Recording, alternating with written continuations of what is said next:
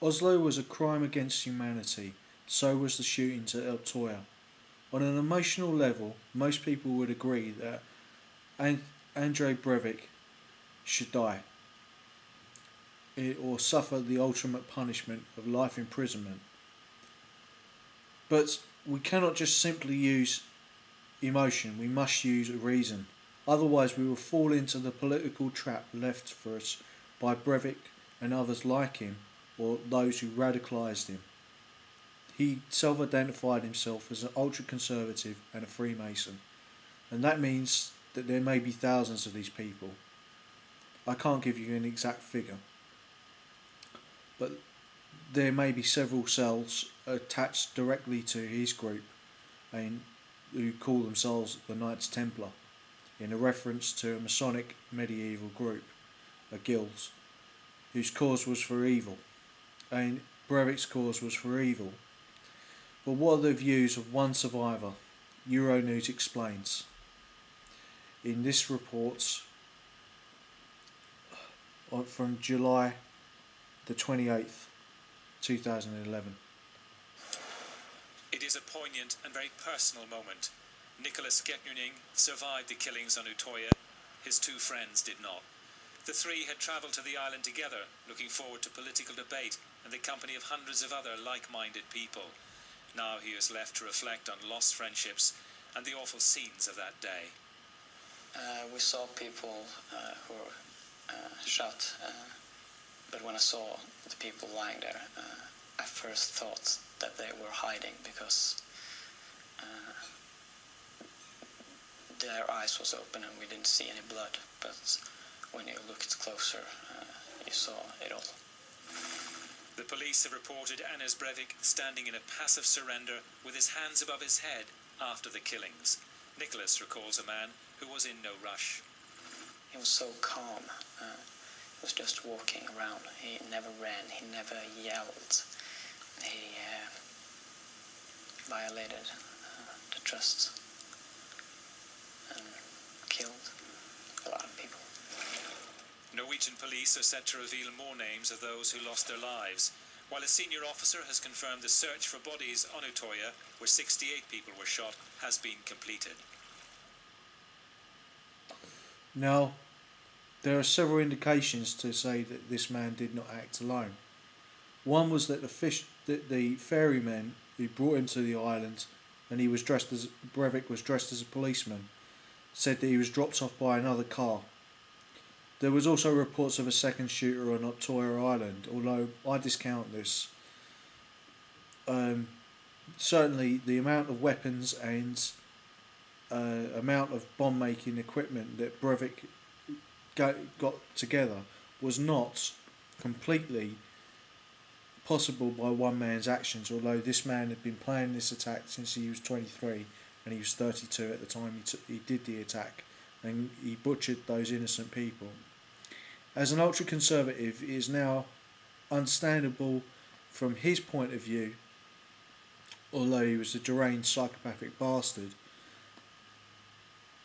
why he killed Social Democrats. He could not make a distinction between Social Democrats or multiculturalists, or maybe he was trying to make it blurred for us.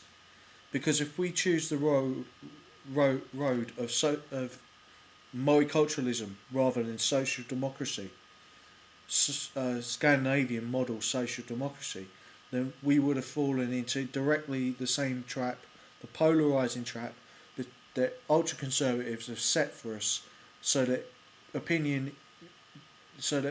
minority groups such as Freemasons and ultra-conservatives could thus attach themselves to working-class fascists and National Socialists and thus become a mass movement.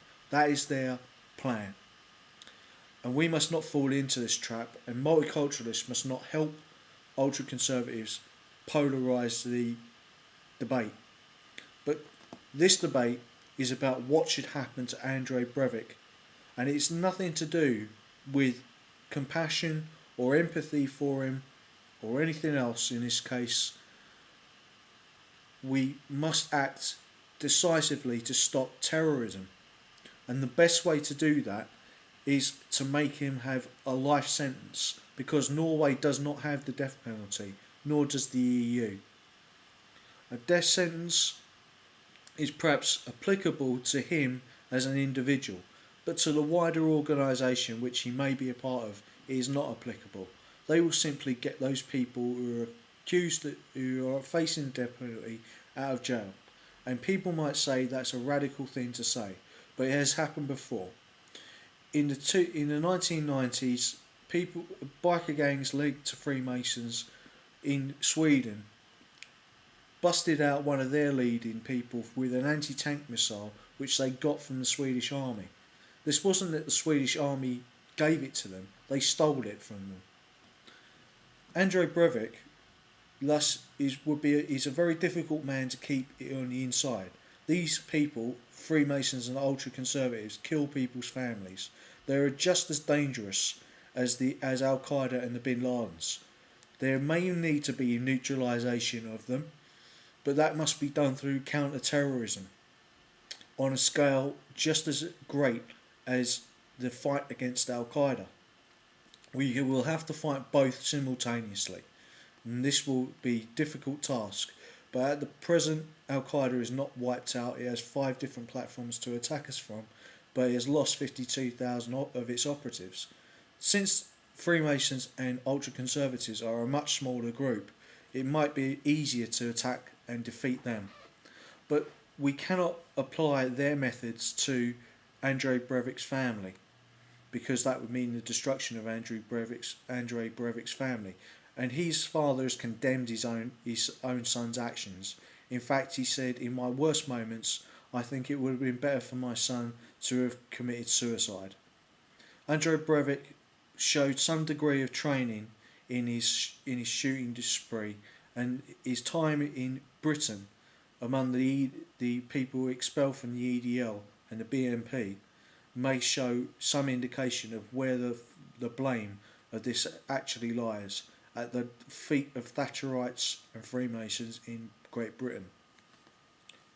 This could be part of a wider conspiracy, or it could be one man's delusion.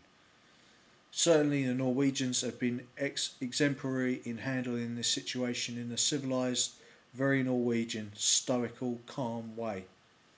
And this is the way that we must face these people. We must face their frenzy with calmness. We must face their irrationality with rational plans.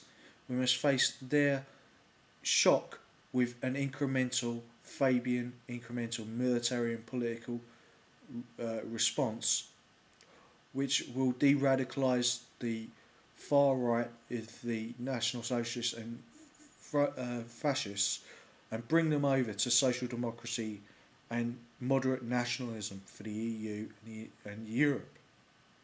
This is the only way to de-radicalise them, rather than push them further and further to the right. Now, why keep Andrei Brevik? Why feed him? Why clothe him? Why keep him in prison for the rest of his life?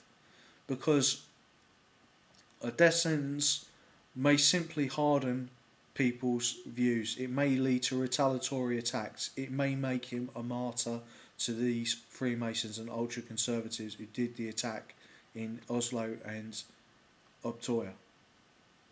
And that we must not do. We must defeat them in the best way, the most rational way, and that is to fight our battles on our terms and on our ground, not on theirs. Thank you for listening.